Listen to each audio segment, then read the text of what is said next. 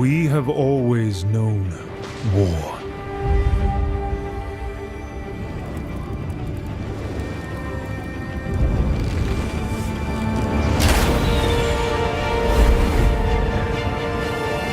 It forged our empire.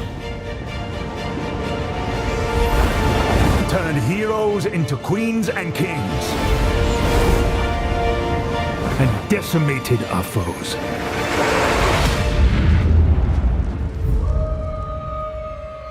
Now our oaths are lost, forsaken.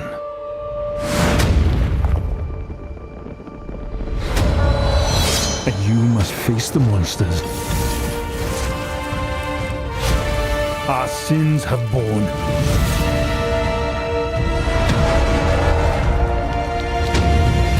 Is an oath worth the weight of a crown?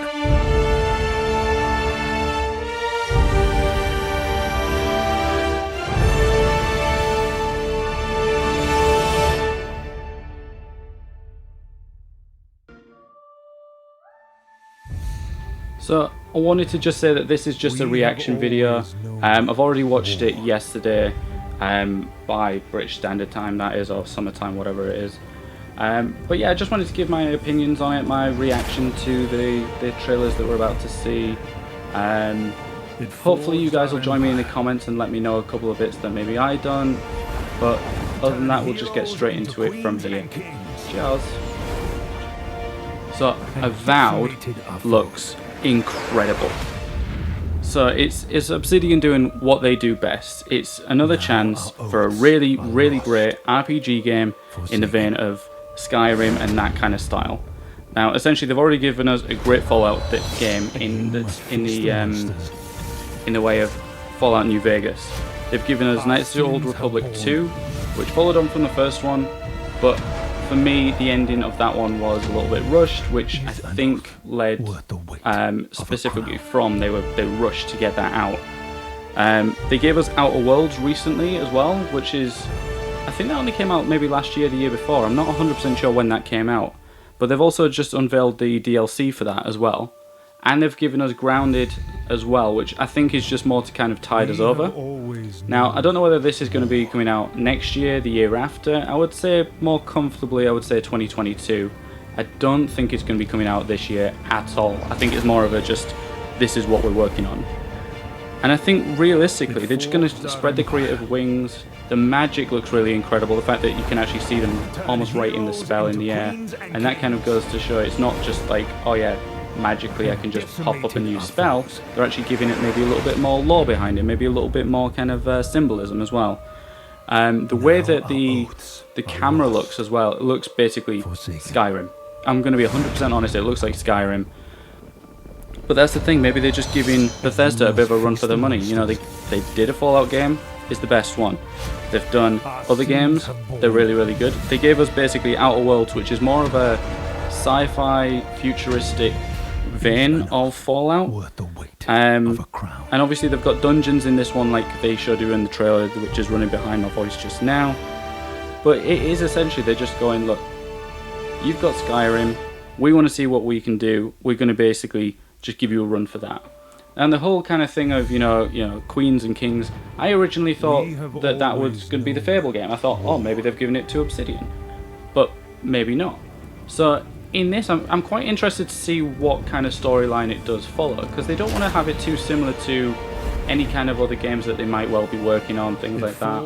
I know it's going to be complete polar opposites to Grounded. Grounded is going to be more of a sit on it and play with your friends kind of thing. You know, it's not going to be a huge open world game. I mean, it's going to be open world to an extent. It's going to be more survival based though, and it's not going to be the same kind of graphical design choice. This one's very much gritty realism.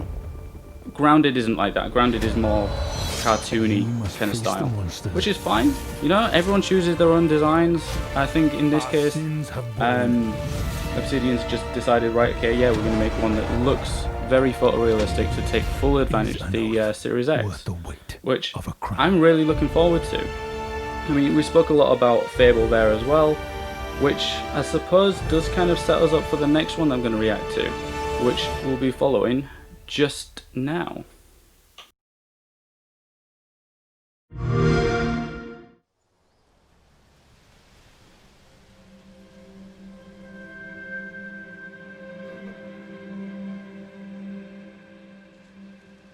The world is filled with stories of legendary heroes and treacherous villains, of fantastical creatures and wondrous places where nature and magic live in perfect harmony.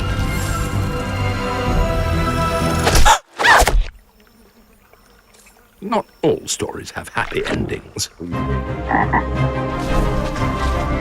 yours has yet to be written. And Fable is back, finally. It has taken so long. I think we're looking at about 10 years since Fable 3 came out. And that, you know, everyone kind of had their own opinions about Fable 3.